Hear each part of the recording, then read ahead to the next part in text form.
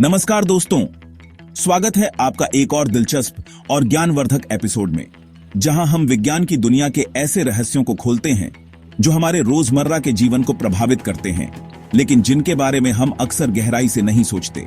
आज का विषय भी कुछ ऐसा ही है, एक ऐसी तकनीक जिसने न सिर्फ हमारे जीवन को आसान बनाया है, बल्कि पूरी दुनिया को जोड़ने में भी अहम भूमिका निभाई है।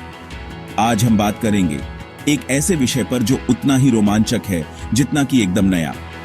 क्या आपने कभी सोचा है कि जब आप अपने मोबाइल पर बात करते हैं, टीवी देखते हैं या मौसम की जानकारी पाते हैं, तो ये सब कैसे संभव होता है? इसके पीछे एक अद्भुत तकनीक छुपी है, सैटेलाइट्स। आप सबने सैटेलाइट शब्द तो सुना ही होगा, लेकिन क्या आपने कभी यह जानने की कोशिश की है कि सैटेलाइट असल में क्या होते हैं, ये कैसे काम करते हैं और हमारे जीवन में इनकी क्या भूमिका है? लेकिन क्या आप जानते हैं कि ये सैटेलाइट असल में होते क्या हैं? चलिए इसे आसान भाषा में समझते हैं। सैटेलाइट एक ऐसी मशीन है जिसे इंसानों ने बनाया है और जो पृथ्वी या किसी अन्य ग्रह के चारों ओर घूमती है। वैसे तो प्राकृतिक सैटेलाइट भी होते हैं, जैसे हमारा चांद, लेकिन आज हम बात कर रहे हैं कृत्रिम सैटेलाइट्स की, जिन्हें इंसानों ने खास मकसद के लिए अंतरिक्ष में भेजा है। सीधे शब्दों में कहें तो सैटेलाइट एक ऐसी मशीन है जो पृथ्वी या किसी अन्य ग्रह के चारों ओर चक्कर लगाती है। ये सैटेलाइट्स अलग अलग ऊंचाई और कक्षा में घूमते हैं और इनका आकार, वजन और डिजाइन उनके काम के हिसाब से तय किया जाता है। कुछ सैटेलाइट्स बहुत छोटे होते हैं, जिन्हें नैनो सैटेलाइट कहा जाता है, जबकि कुछ बहुत बड़े और भारी होते हैं, जिनमें कई तरह के उपकरण लगे होते हैं। यह एक तरह का कृत्रिम उपग्रह होता है जिसे हमने बनाया है और अंतरिक्ष में स्थापित किया है। सैटेलाइट्स को बनाने और अंतरिक्ष में भेजने के लिए वैज्ञानिकों और इंजीनियरों की एक बड़ी टीम काम करती है। पहले इन्हें खास तरह के रॉकेट्स में रखकर अंतरिक्ष में भेजा जाता है और फिर ये अपनी तय कक्षा में स्थापित हो जाते हैं। वहां से ये लगातार पृथ्वी या अपने लक्ष्य की निगरानी करते रहते हैं। ये सैटेलाइट हमारे लिए बहुत से काम करते हैं, जैसे कि टेलीविजन सिग्नल भेजना, इंटरनेट उपलब्ध कराना, मोबाइल नेटवर्क को जोड़ना और यहाँ तक कि जीपीएस के जरिए हमें रास्ता दिखाना। जब भी आप अपने फोन में लोकेशन देखते हैं या गूगल मैप्स का इस्तेमाल करते हैं, तो उसके पीछे भी सैटेलाइट्स ही काम कर रहे होते हैं। मौसम की जानकारी देना, प्राकृतिक आपदाओं की चेतावनी देना और बहुत कुछ। सैटेलाइट्स की मदद से हम तूफान, बाढ़, सूखा जैसी आपदाओं की जानकारी पहले ही पा सकते हैं, जिससे जान माल की रक्षा की जा सके। इसके अलावा कृषि, पर्यावरण संरक्षण और विज्ञान के कई क्षेत्रों में भी सैटेलाइट्स का इस्तेमाल होता है। तो चलिए अब हम और जानेंगे इन अनोखे मशीनों के बारे में। अगले हिस्से में हम देखेंगे कि सैटेलाइट्स कितने प्रकार के होते हैं, ये कैसे काम करते हैं और भविष्य में ये हमारी दुनिया को किस तरह बदल सकते हैं। तो जुड़े रहिए, क्योंकि सैटेलाइट्स की यह यात्रा अभी शुरू ही हुई है। अब तक इंसान ने विज्ञान और तकनीक की मदद से अंतरिक्ष में कई तरह के सैटेलाइट भेजे हैं।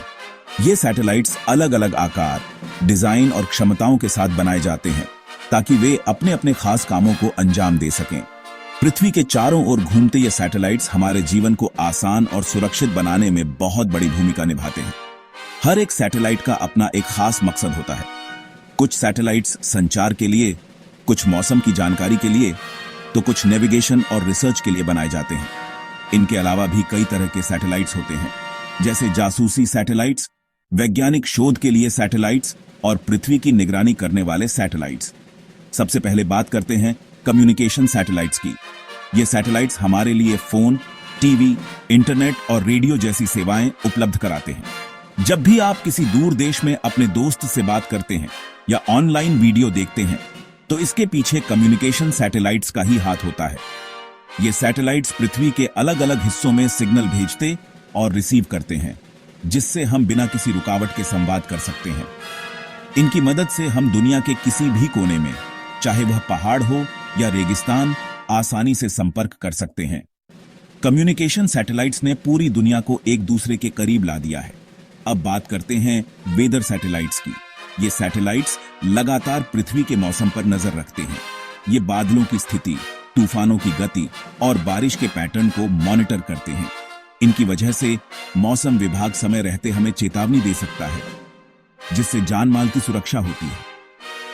वेदर सैटेलाइट्स से हमें तूफान, बारिश, तापमान और अन्य प्राकृतिक आपदाओं की जानकारी मिलती है। इससे किसान अपनी फसल की योजना बना सकते हैं और सरकारें आपदा प्रबंधन में बेहतर फैसले ले सकती हैं।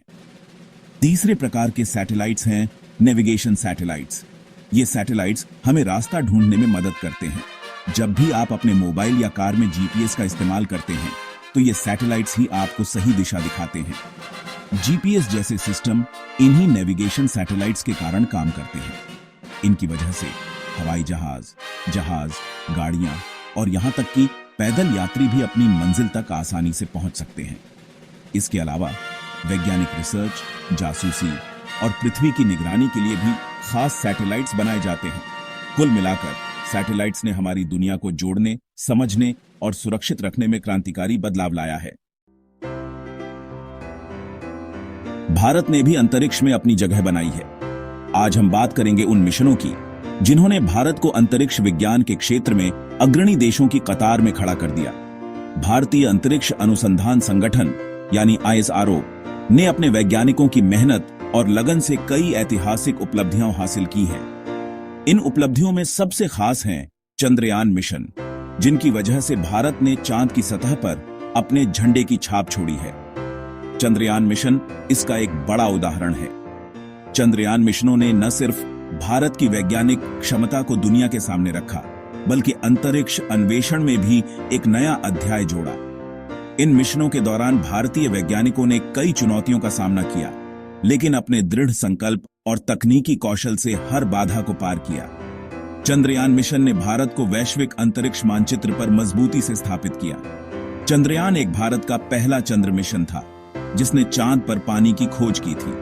2008 में लॉन्च हुए इस मिशन ने न सिर्फ भारत के लिए, बल्कि पूरी दुनिया के लिए चांद के रहस्यों को उजागर किया। वैज्ञानिकों ने चंद्रमा की सतह पर पानी के अणु खोजकर एक ऐतिहासिक उपलब्धि हासिल की। इस खोज ने भविष्य के चंद्र अभियानों के लिए नई संभावनाएं खोल दी।